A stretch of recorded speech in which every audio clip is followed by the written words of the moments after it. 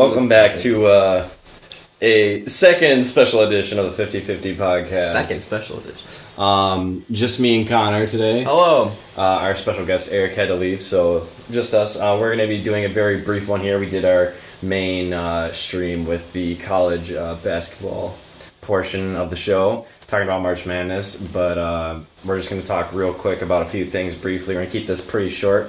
Hopefully it will be under an hour and 15 minutes, but we're going to start talking about the NFL. I guess we haven't talked about the Super Bowl, so let's... Wow, have we really not talked about Super Bowl? We haven't talked about the Super Bowl yet. What is there to say about the Super Bowl? I forgot who played. Rams and... Oh, Patriots. yes, the Rams were very inexperienced, going up against perhaps the most experienced team possible.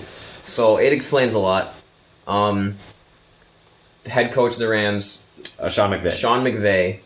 Inexperience definitely shine through on that. There was a lot of defensive transitions and a lot of offensive play calling that didn't quite make sense, which explains a lot. And like I said in like 3 podcasts ago, you really can't deny Tom Brady and Bill Belichick. No, I saw that coming from a mile away. One of the best defensive battles in a long time in a Super Bowl, and that's why I really liked it.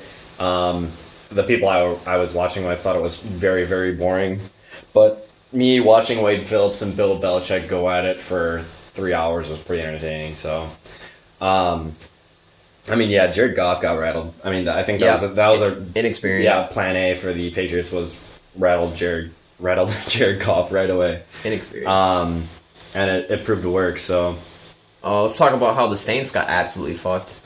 I did go back and watch the game. So that penalty occurred with a minute and a half left. And yeah, we were talking about it live.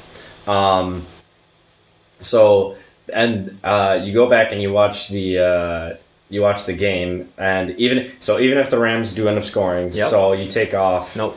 Probably, I'm sorry, not the Rams. The Saints end up scoring. You take off probably about another 20-ish seconds. So the Rams have a minute and 10. They still drove down the field in that short amount of time when they're in this non-hypothetical situation, what actually happened. And they did it pretty well, too. Okay. They tore up the Saints' defense. So the Saints did have a chance to win that game besides getting screwed by the penalty. But yes, 100% will agree. But as you know, momentum is a huge part in sports. Mm-hmm. And you'd think that the Saints, coming off of a tying touchdown, would have the way more momentum than the Rams stopping the tying touchdown. So that game could have shifted with just that momentum. Yeah. I mean, New Orleans would run up by 7 instead of going up by 3. So, the Saints had time to stop them in overtime. So the call was bad. Cost the Saints the game. Absolutely horrible. I mean, this kind of goes to show, and this is across all leagues. This is college basketball, NBA, and NFL, and NHL and MLB, that the leagues themselves need to start holding their refs accountable. 100%. Because the officiating has gotten more exposed than it has gotten worse, just because of the ability of instant replay and the amount of cameras that are able to be at games now. I mean, you think about for the national championship for college football, there were like 60-some cameras alone. That's why the NFL needs Sky Judge. Yes. Shout out to the AAF, by the way. I don't think we've talked about them, but I love what they're doing. Give some competition to the NFL, because the NFL is the shittiest corporation in America. That's not true. There's a lot of worse ones. But the NFL is definitely up there when it comes to, especially the injuries, when it comes to players. So the AAF just saying, no special teams is a great move. I love that.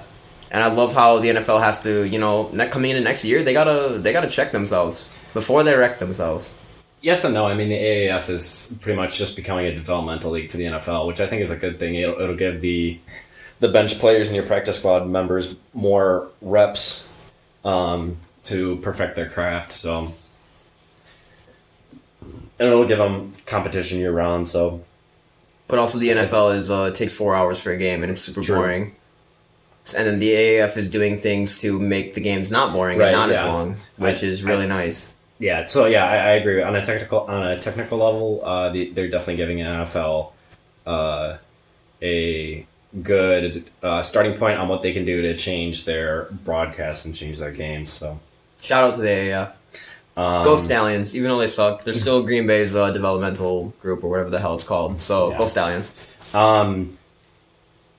So I guess let's talk a little off season here about the NFL. Probably one of the biggest off seasons in a long time. You don't usually see big time trades happening in the NFL, but you saw quite a few this past off season. Case Keenum got moved. Yep. Antonio Brown got moved. Bell, quote unquote, kind of got moved. He technically moved to a new team. Yeah. Antonio, did you say AB? Yep, AB. I missed it. Oh, sorry. I'm just trying to name ones off the top of my head. Tannehill. Bortles. I mean, Jason Witten's back, but that was more just an announcement. OBJ. Oh yeah, Jason Witten. That whole thing was pretty. That's pretty odd. I don't know how to. It's an odd situation. OBJ going to that was huge, and they got. Can you take a moment to say sorry to Lou, because you said the Cleveland Browns will win at most 4 games and they won 6. Oh my bad, 6. But no, actually, I'm a huge Browns fan now. I think it was a great move. I think they just took a dump all over. The Giants, and I respect when anyone takes a dump on the Giants, because the Giants should be way better than they are. Yeah, they're literally like the. Let me think of a thing here.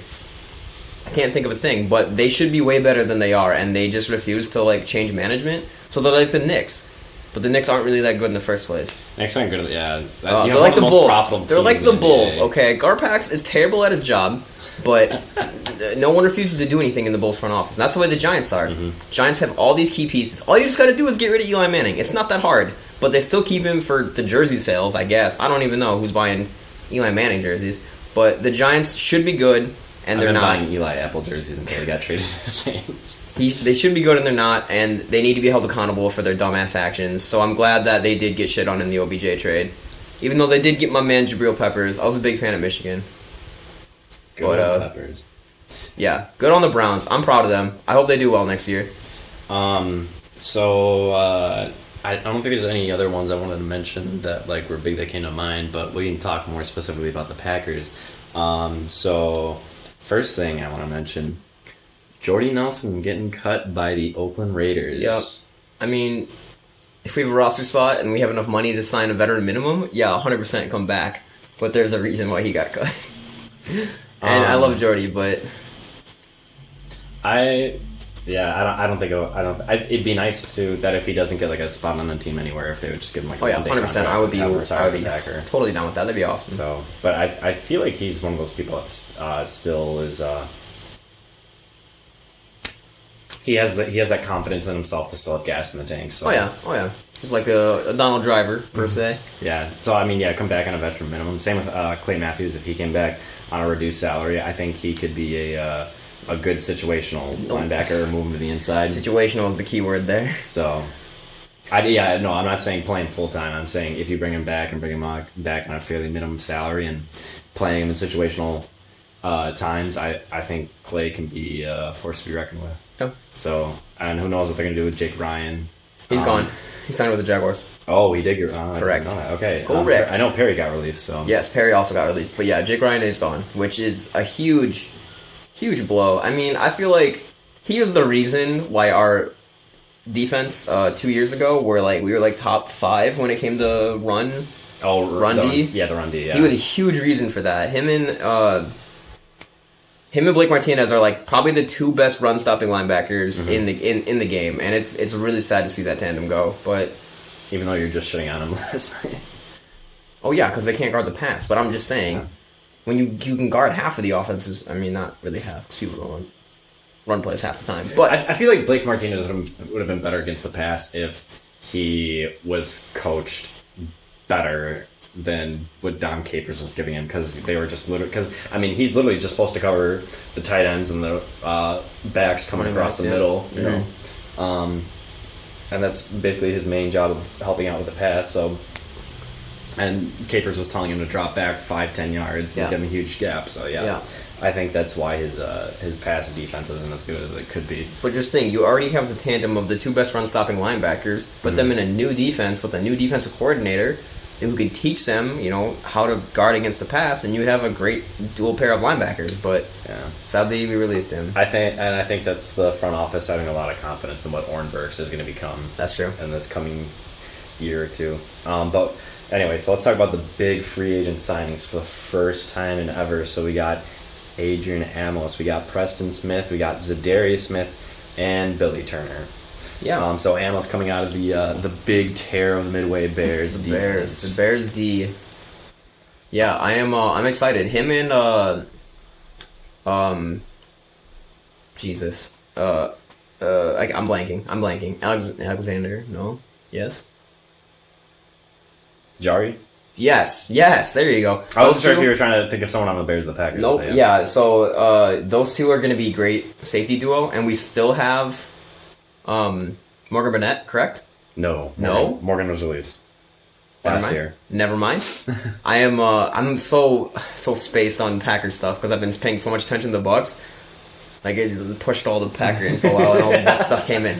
But yes, I'm excited for the secondary next year, and I know you could have said that the last 3 years, and they've always shit the bed, but, I'm still always going to be excited. The secondary just keeps on getting more exciting. That's the big thing. Yeah.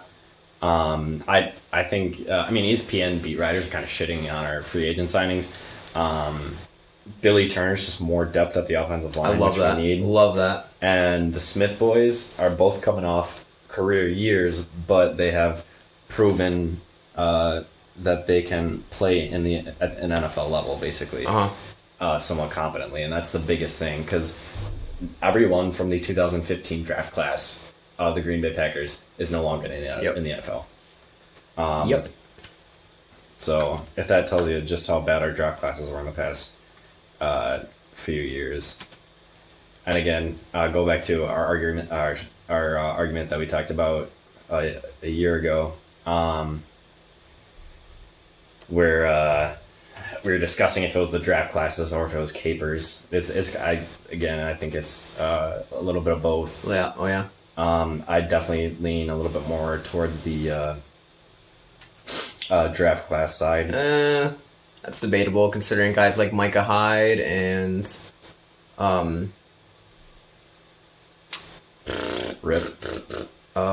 Jake Ryan. Not Jake Ryan. Who's the other safety? I can't think. I'm blanking. Nope. The other one. Micah Hyde and Morgan. Nope. Who are you thinking of? Who was the other? He was a secondary. He was really good for a different team. He was bad for us. Then that's not Micah Hyde. Why can't I think? I'm pulling up. Don't worry. I'm spacing.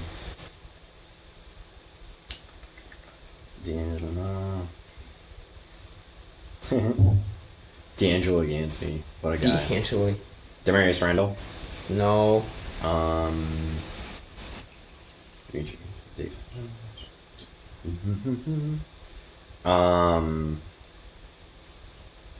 Casey Hayward. Casey Hayward. Jesus, yes. Casey Hayward. Another great guy. Came into the GB Dom Capers defense and was terrible, and then goes to a different team. I think he went to the Chargers. I would say Casey Hayward wasn't terrible on our defense. He definitely wasn't full potential, though. Yeah, he wasn't full potential, and they didn't want to re-sign him. Well, now it was worth it. So, and yeah, he was in the wrong system too. Exactly. So that's why you could argue that it's both, and not one or the other. But it was more Capers' fault, I feel. Yeah, Capers was kept way too long. I thought there was something else I wanted to mention. You want to talk about releasing of Nick Perry, who we signed to a huge contract last year, 2 years ago. 2 years ago. 2 years ago, who we thought was like the next Clay Matthews, and then he got a sack and a half last year. So, but we got Kyler Fackrell coming in, boys. Yeah, that's true. And also, shout out to John Kuhn, retiring after a great career. Yeah. I tweeted about it. I do have the John Kuhn jersey. It's packed up right now, but I love that. I love that jersey. I wore it every game during the Super Bowl 45 year where we won. Great man. Love having a fullback in the backfield. Too bad we don't have that anymore. But, my take on this. So one and a half sacks this past year, but he was also hurt. Nick Perry had a year ago 7. and 2 years ago 11. And that was when he got his big contract. So yeah, his production definitely declined big time. Yep. I mean, I usually have prospects that I want to throw out to look at, but it's so hard right now just because of people that they're throwing around. But do want to mention that we did re-sign Mercedes Lewis, a great run blocking tight end. Yep. And Geronimo Allison did get a 1-year extension. I feel that. The lanky man. The Midnight Lightning himself. The Midnight Lightning. Holy shit. So yeah, okay. So a lot of people have been shitting on Gruden with the Oakland Raiders, and I was gonna talk about this last time, and I forgot to. So I just want to talk about it briefly here, real quick. He's either gonna come out of this situation one of the best, quote unquote, coaches / GMs of all time, or one of the worst, because he's literally trading away the old Oakland Raiders that he doesn't want, and the ones who have reached their peak potential in order to get draft stock so that he can get the players that he wants to, I guess, reinvent the Raiders, with lack of a better term. So yeah, it's relentless. I think that's what he's doing. I respect it. And it makes sense, blow it all up if you don't have a chance to make a run for the AFC. And right now they really don't, because Kansas City's reloading with a new defensive coordinator. So I think their biggest problem, Kansas City has their own problem with Tyreek Hill right now. Yeah. But I think their biggest problem is it has to start with Derek Carr. Mm-hmm. It really does. Like, the man has shown potentials of being like one of the best quarterbacks in the league, but he just gets hurt. And then the season's over, and then the whole Raiders season's over. So they gotta either, keep him to a point where they know he's gonna be healthy and he can get them through playoffs, or just dump him because it's not worth waiting anymore. Invest a little bit more in your offensive line. Exactly. Brian Kutkans. Yeah, let's move on. Let's talk about the NBA. Oh, I mean, before that, shout out to the Saints for giving us your first round pick. Appreciate that. We're gonna love the 2 first round picks this year. Hopefully, we don't trade them both up to the second round. But Oof. remember T.J. Watt? That was a good time. Anyway, so NBA. We're starting off with the Bucks, or just like general. We'll just throw it out there. Let's go Bucks, but we can go general from there. But yeah. All right. So the Bucks right now, best team in the league, ranking wise, and also gameplay wise. Mm-hmm. Number 1 number 3 on defense. Love that. They just had a loss today to the Sixers, but that's because we shot like 13 for 50 from the 3-point line. And they just had a game where they beat a NBA record of coming back down 20 points at halftime. Down by 20 at half, win the game by 18. That is a record. And this is not a bottom-of-the-barrel Miami Heat team. This is a fighting for the 8th playoff spot. Yeah, they're huge. I don't want to meet them in playoffs. I'm going to be real with you. I do not want to see them in playoffs. Because I know we will not go 4-0 against them.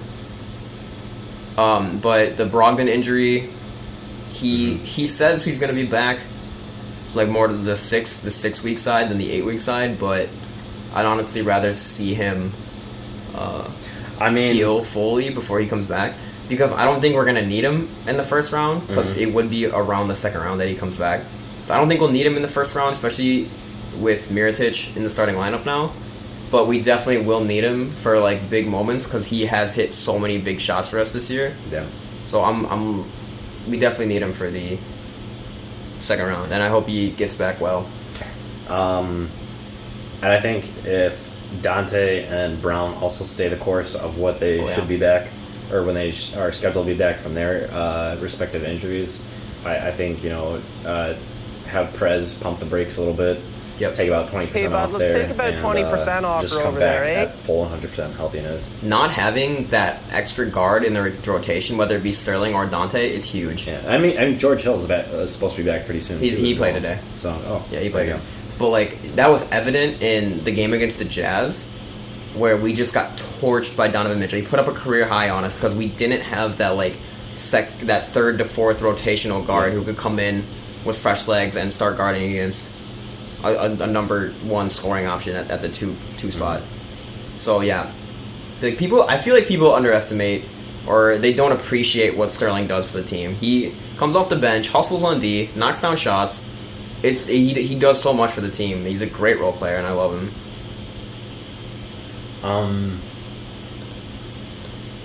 I thought there was something I was going to mention about the Bucks specifically. I could be wrong. DJ Wilson.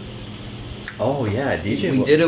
We did apologize to him in the last one, and I will apologize again. He's gotten his minutes reduced lately. Yeah, because we wanted to try out Pau Gasol because we just signed him, which I don't know why we signed him. Like, I understand the veteran presence and it looks good, I guess, but Pau Gasol is so old, and his entire career he's never guarded against other like stretch 5/4. So it is evident on the court that this man cannot guard a 3 shooting 4/5, and that's why DJ's come back in the rotation and Powell's gone out, because it is obvious that he cannot guard the perimeter, and we definitely need that in our 4 or 5. But I do like Powell. Like he can bring some veteran presence to the other bigs. He can like talk to DJ and be like, hey, this is when I won 3 championships with the Spurs. This is how we did it. I don't even know how many championships he won, but I think he was he with Tim Duncan? Yes. He has at least 1 ring, I'll tell you that. But, I mean, it's a great veteran bench presence, championship caliber, IQ, and it's great to have that. So Paul Gasol in 2009 and 2010. Yeah, 2-time champ. So I'm glad we signed him. Putting him in the rotation after we signed him, though, was a terrible idea.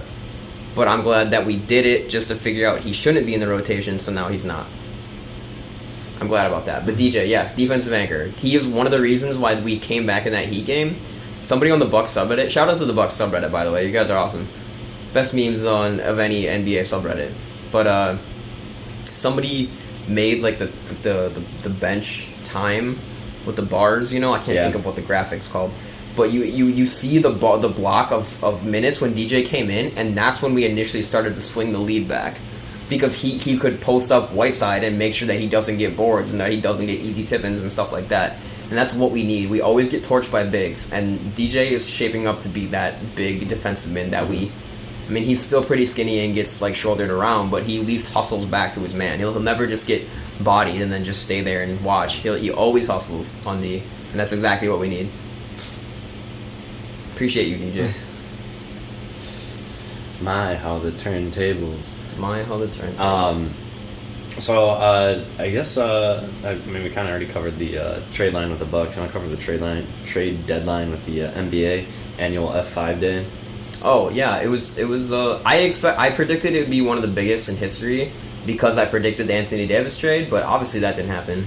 But there was just a feeling in the air. Quote Eric Vale. Just looking around the league. Oh yeah, we got Mirotic. We got Mirotic and George Hill for essentially Thon, like four second round picks, Sam Decker, and Jason Smith, which is an absolute ungodly move by John Horst. I love this man and everything he's doing for the team. Started with the free agent signings and drafting Dante, and then trade deadline getting Mirotic for the team.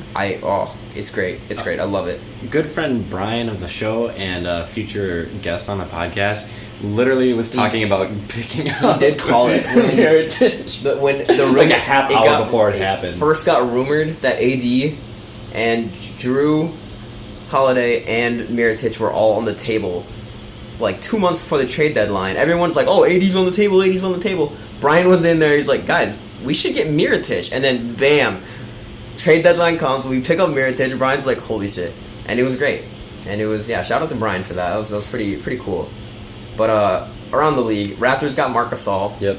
Gutted their whole fucking bench for it. So I don't know if it's worth it or not. Yeah, they were kind of missing a straight-up 5 who could be more versatile on offense, because we all know JV wasn't doing it. But, I mean, shout out to JV, who's now tearing it up on the Grizzlies. But Marc Gasol, I feel like he's good, but he's not good enough for the Raptors to, win a championship with him.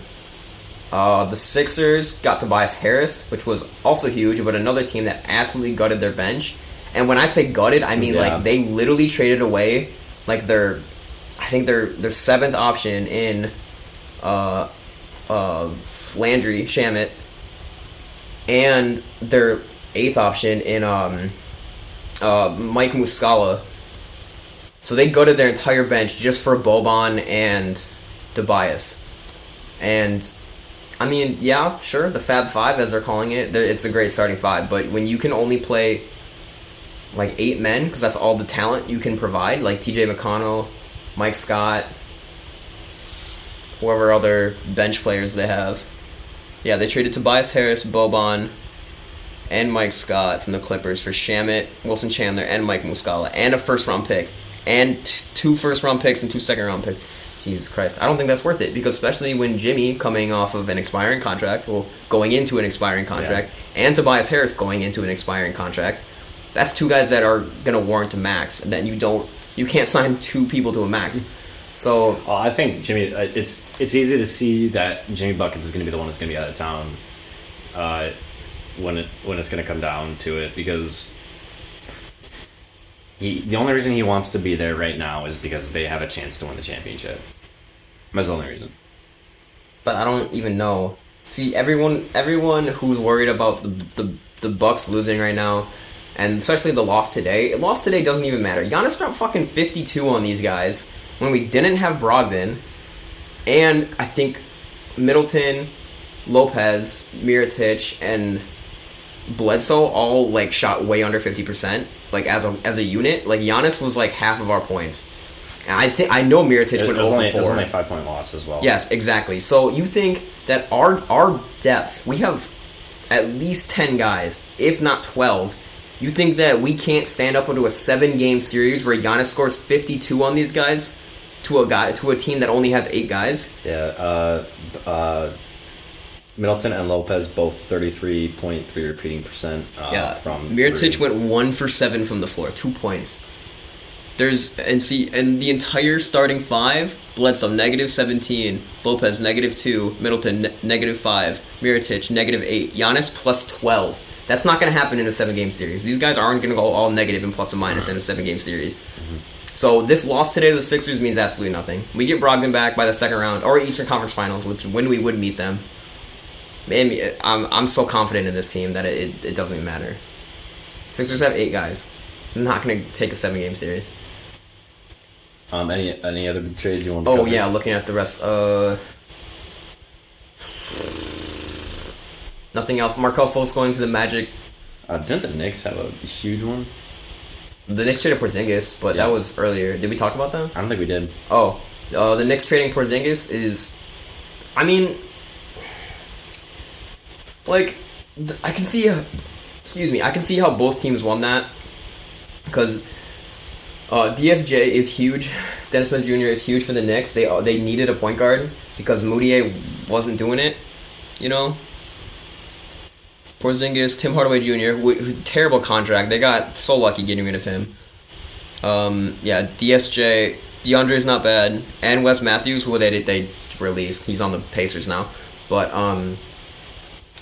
you get rid of Porzingis, which... bold move, but I think DSJ is worth it. And the Mavs, sure you picked up what's his face? I just blanked. Don't worry, that's why we got transaction. Tim Hardaway Jr. Sure, you picked up Tim Hardaway Jr. Just gross contract, but you still got Porzingis, and Porzingis and Luka should be good for so many years in the future. It's gonna be crazy. So I feel like both teams definitely won that. Except, I mean, the Knicks, the best-selling jersey of all the Knicks was Porzingis, so I'm not sure how a lot of Knicks fans are going to feel about that one, but... yeah, it was good. But Markelle Fultz to the Magic, I feel like that could pan out. It's definitely up in the air right now. I'm not going to say anything, because it's definitely not going to... whatever, but... Kevin Love came back, and the Cavs didn't trade him. I did predicted him to get traded. But he has come back, and he's been actually tearing it up with the Cavs. He's doing really well. Too bad the Cavs have no one else. Let's see. Clippers. Clippers are way better off now that they've gotten rid of Tobias. They got Landry Shamet. Here's my prediction. Landry Shamet and Shea. I'm not sure. People say it both. I'm gonna call him Shy. Shy and Landry Shamet are the backcourt of the future, I feel. Because Shy has that like small forward height and length, but it still has that PG passing vision. And Landry Shamet is actually leading all rookies in 3-point percentage right now. So that backcourt is going to be so deadly in 2 to 3 years. It's going to be great. I'm really excited. The Clipper curse might officially be broken. But otherwise, not a lot of big moves. The Lakers trading away Zubac was dumb as hell. What just happened? Clippers had a game-winning 3. Did Lou Will just... Wow, Lou Will's a beast. The Lakers are self-imploding right now. Traded away Zubac. They... I don't even... Not even LeBron can say the Lakers. So LeBron might be the problem. But it's... Lakers really need to take a step back this offseason and reevaluate their entire choices. But definitely getting rid of Zubac is not a good idea. Do you want to go into a little bit more depth about LeBron being the problem for the Lakers? So LeBron has been... There's literally a video that came out of Kyle Kuzma pushing LeBron to play defense into the... And like, that just shouldn't be a thing. When you're considered the best player in the game right now, you should not be doing that. You should give it your all day, night in and night out. So you think LeBron's just kind of reached retirement haven? No, absolutely not. I feel like the Lakers are going to bounce back in a year or two. But, like, LeBron has definitely given up on the season, and that is evident. And it's so... I see, from his point of view, I do understand why. Because the season's a wash. It's over. But, I mean, you're still considered, like I said, considered the best player in the game right now. So you shouldn't be taking that mentality. Yeah. You should be going in and out every night. But, I mean, I'm sitting here criticizing LeBron. LeBron has fucking 3 championships, so you know, what do I know? But I'm just saying, the Lakers need to take a step back after this offseason. Yeah, the Grizzlies gave up Marc Gasol. Mavs, Luka, and Porzingis will be good. Yeah, that's pretty much it. I'm not sure if I missed one, but so you want to talk about the Utah Jazz kind of falling apart a little bit here? Yeah, I mean, it feels like they should be good, considering, especially after they picked up Kyle Korver. I'm honestly not. I don't know. I mean, okay, when you have Rubio, Donovan Mitchell, and Korver on your team, you should be dominating. Well, I mean, they have Defensive Player of the Year Rudy Gobert and Derek Favors, and Jay Crowder. Sure, but Marquette legend. The West is so difficult this year, and like, look at this. I'm looking at the standings right now. Rockets are at 43 wins. Trailblazers are at 42. Thunder 42. Spurs 41. Jazz 40. Clippers in 8th 40. 3 through 8 is divided by 3 games right now. That's huge. So the West is definitely difficult, and it's just the Jazz are. I feel like if the Jazz were in a better position, if they had one thing that pushed them over the top, they'd be probably the best team in the West right now. But the West is tough. The West is real tough. I mean, I guess the Celtics have kind of picked it up a little bit since we last talked about them. Was there anything you want to bring up with them? They're in line with the Pacers right now. I mean, they're a game behind, which I think they'll probably grab before the season ends. They'll probably move up to 4. I was gonna say isn't it between Boston and Philly like 2 of the hotter teams in the NBA right now? Boston and Philly? Yeah. At least as far as like last 10 games go. So since the trade deadline, the Sixers are 11-5 with adding Tobias, and then the Celtics seem to get their chemistry together now. I'm not really sure if they are or if it's just a lucky streak because they have been chemistry problems all year. But I think the Eastern Conference Finals, the top 5 teams, is gonna be pretty interesting, and like even the bottom 3 teams, Pistons, Nets, Heat, if it stays that way, that's a first round matchup between the Pistons and the Sixers. That's gonna be a good ass series, you know. Yeah. So it'll. I don't know. I probably guarantee you that the Celtics are gonna take 4 over the Pacers unless the Pacers can keep it up. But I honestly don't think they can. It's not without Oladipo. I was gonna say I don't think the only team that I wanted to mention that we haven't talked about yet was Charlotte, because I thought they were gonna kind of hover around that 8 spot in the East, and they've kind of fallen off. Because every time we play Charlotte, I get a little worried because Kemba always shoots really, really well against Milwaukee. He does. Yeah, Michael Jordan needs to figure out how to GM a team to a championship instead of just play one to it. Oh, he's not the GM, he's the owner, but still. He's just out there practice. Guys, you gotta do it like this. I don't know, the Hornets, they need to help Kemba, or Kemba needs to walk. He straight up needs to tell them, hey, sign someone big and release all these losers, or Frank Kaminsky, but, Kemba needs to walk. The Kemba's being wasted away. Imagine Frank in a Bud system where he's just told to just chuck up a 3 when he's open. That'd be dope.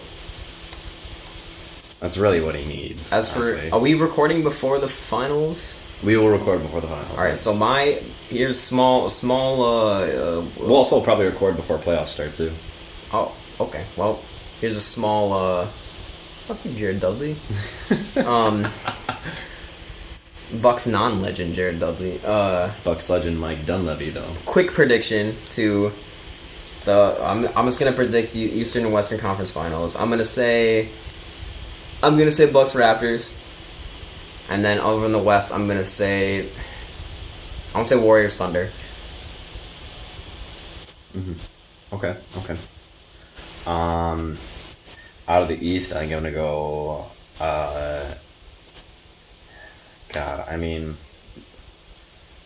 I want to say Bucks Sixers, but I think the Celtics are gonna kind of get together a little bit. So I'd say Bucks Celtics, and out of the West, I'm gonna go Thunder Warriors. I think Nugs are gonna give the Thunder a run for their money, and the Rockets are literally being carried by James Harden and CP3, so you can't beat. I mean, correct me if I'm wrong, but I feel like you can't be carried by a point guard and a shooting guard in the playoffs. Like, you have to have someone down low when you're shooting outside isn't working. So, anything else you want to mention about the NBA before we move on? Bucks and 6.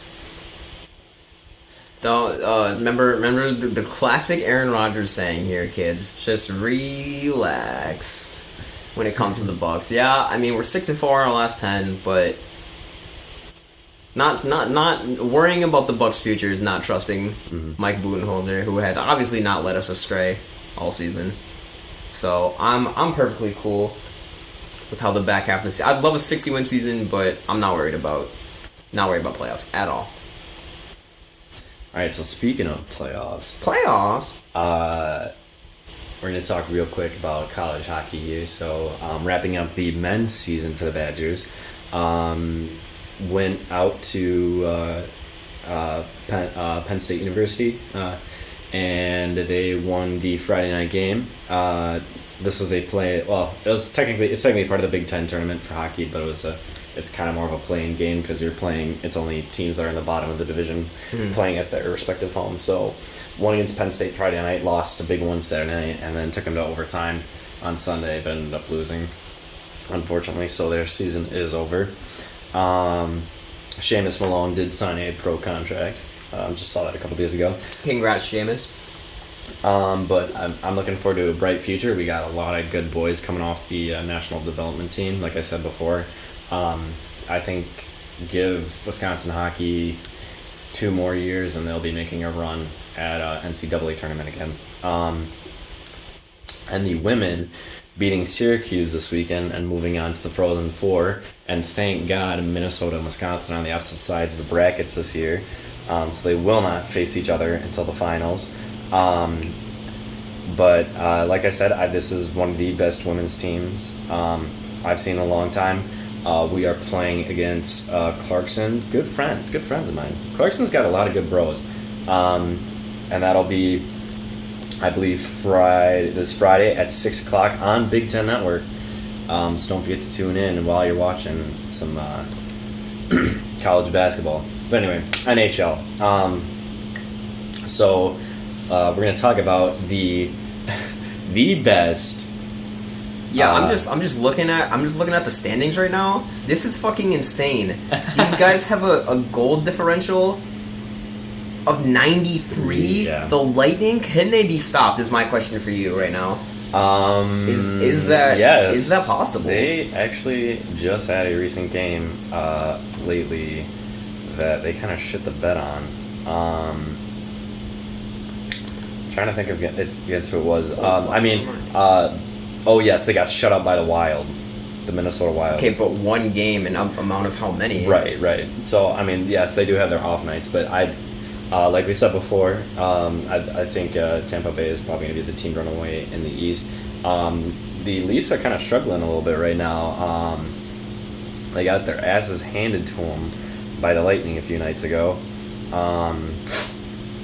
Lost to the NHL worst Ottawa Senators. Lost a close one to the Blackhawks. Lost to the Canucks in overtime. They're having a little struggle right now. And that's kind of goes to show that they what I've been thinking lately, that they're kind of a young team. They traded for Jake Muzzin from the Kings, who is a veteran defenseman, to bring a little bit of age to the group, but looking at the last year's Stanley Cup playoffs. Fuck? Google. Okay, I just googled NHL playoffs and it gave me last year's. Thanks. Are they in playoffs right now? No, not until second week of April, second and third week of April. Oh, so we got a little bit yet. Gotcha. But yeah, we're making a play. So one thing I want to talk about is, as I was saying before, one of the best power plays in the NHL since December, and that'd be the Chicago Blackhawks, who are coming out of nowhere in the Central, led by, and I mean, countless people have said this before, but last place in the Central, but they are currently 10th in the West, so they are fighting for a wild card spot and only 5 points behind the Coyotes. So, and the wild card spots are only separated by 1 point. Drake Caggiula has been the best addition to this team in the past 2 years via trade. Probably one of the best trades in the past few years, because he's opened up so much space for Patrick Kane and Jonathan Toews to work on the first line, which Saad was supposed to do, but has not been able to do. But yeah, I am loving that trade more and more every day. I don't think that this is going to be sustained because of how bad our defensive core is. Obviously, it's nice that they're making this little run. It's a little fun, but I don't think it'll last, unfortunately. Obviously, Alex DeBrinket's having a great year. I really hope they keep him around. So I did want to talk about a little bit. We have our own little F5 day with the NHL. Nice. So I wanted to talk about a few trades. So the Bruins. I did see these actually. I am subscribed to the R Hockey subreddit, so I do see some of the news. I mean, I don't fully understand a lot of it, but I did see a lot of these trades. So the first one I want to talk about, the Bruins picking up a big, strong top six forward in Marcus Johansson, giving up a second round pick and a fourth round pick to the Devils, who are absolutely tanking this year because Taylor Hall is injured. I like this trade for the Bruins. It adds a lot more depth to their forwards.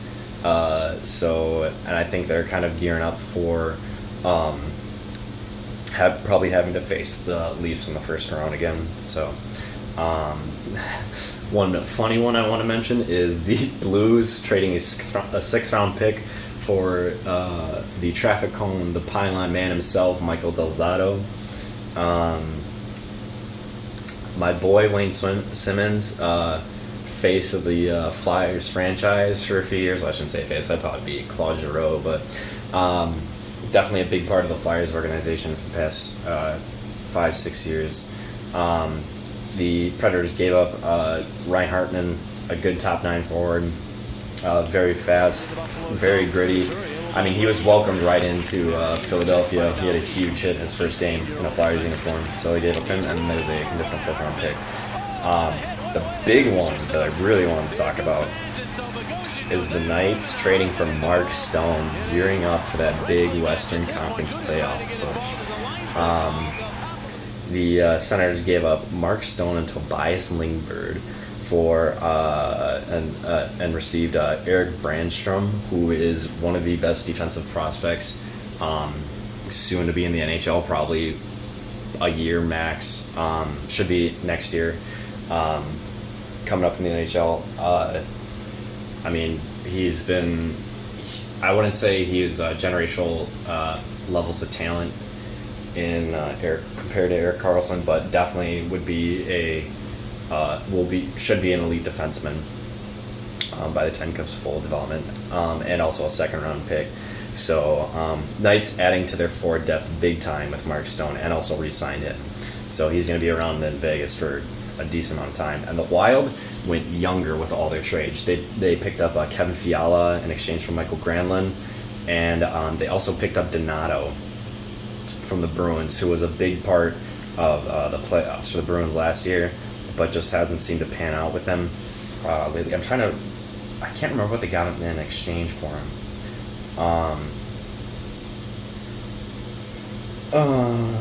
I think it was just a couple picks. Oh yes, Charlie Coyle for Ryan Donato and a 5th round pick. So Minnesota Wild giving up Charlie Coyle's getting towards the wrong side of 30, but he is one of the best penalty killers for them. So one of the best center penalty killers probably in the Central.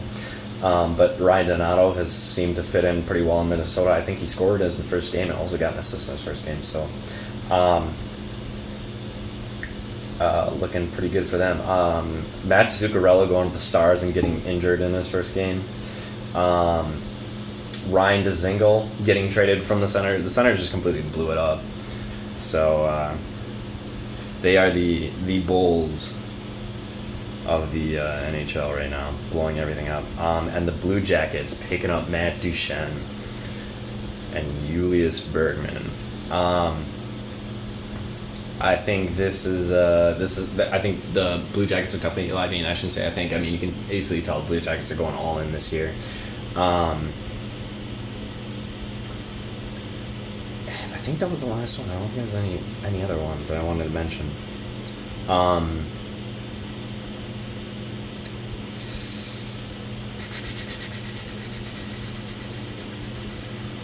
I did mention the Jake Muzzin trade. So kind of looking at things right now.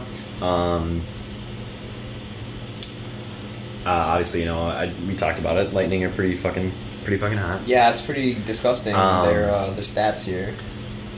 The Flames are still pretty hot out of the West. The Sharks are starting to look like they're putting things together lately. They're only a point behind the Flames. Winnipeg and Nashville are battling out for the top in the West, and then Barry Trotz is trying to lead his New York Islanders over the Caps in the Metro for first place. So the Islanders are a red hot team, if I remember correctly right now. I'm just gonna pull up the standings just to be sure, but I think they are pretty hot. In their past 10 games, they've been looking pretty solid.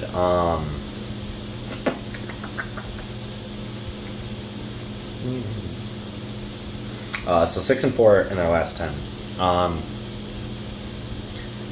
and they are tied with Capitals at 91 points right now. So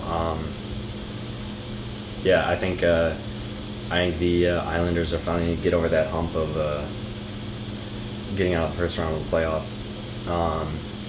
Even though we've had all those joyous moments. Did you see the video of when Tavares came back really emotional. The city of New to York play can take over. play against the Islanders for the first time in a Leafs jersey, where he just got booed? Oh yeah, that was funny. It's ridiculous. But yeah, New York fans in the show. I think I hit everything I wanted to. I feel like there's something I'm missing. There probably is. I'm not going to next time, but that's all I wanted to hit.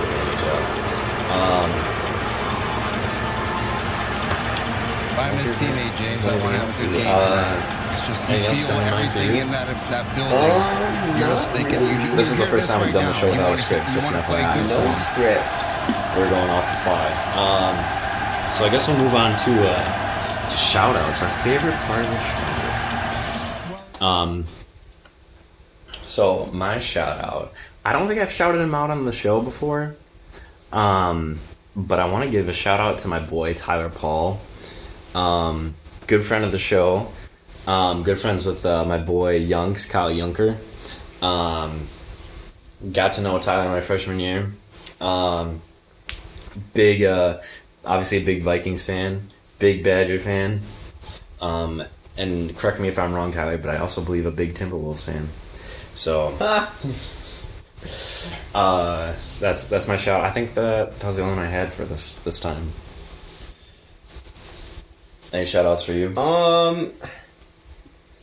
Not really. I mean, I always do my shout outs like mid recording, you know. Shout out to the AAF for sneaking it to the NFL. Appreciate that. I guess I shout out the Bucks subreddit again. Definitely. Great bunch of love those guys. Great bunch of guys and girls.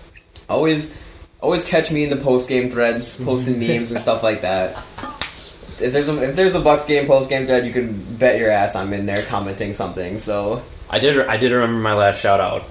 So I want to give a shout out to Clay Schlegel. I believe is how you pronounce his last name. He does recaps of all the Blackhawks games afterwards. So when my schedule prevents me from seeing games, and I can't find a quick 10-minute overview of the game or a recap, I'll just go and watch his YouTube videos. He does a pretty good job. So big shout out to Clay. He does them after every game. He's been doing them, I think, now for 3 years about.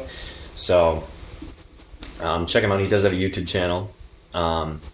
Check him out. Bucks and 6. Go Hawks. Beat Clarkson. Beat Oregon. And thank you to Poncho and Lefties and Culver's for sponsoring this episode.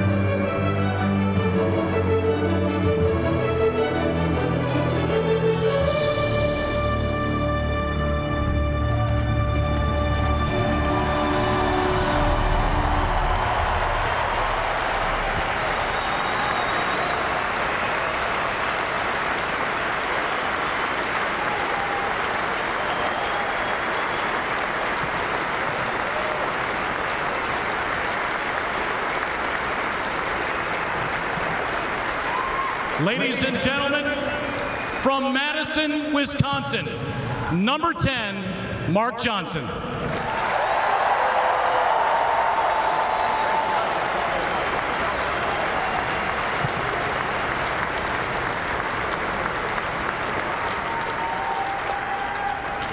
Wow.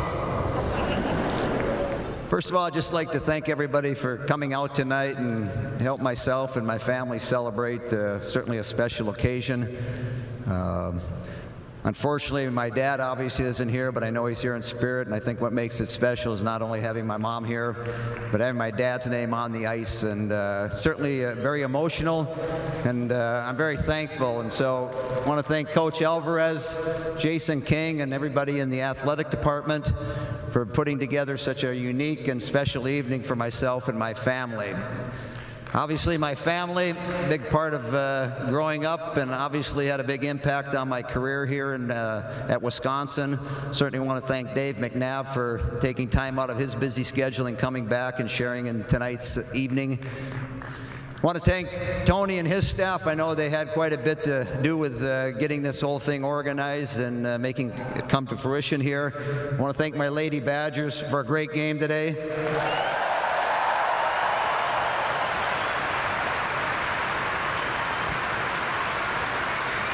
Makes the evening way better.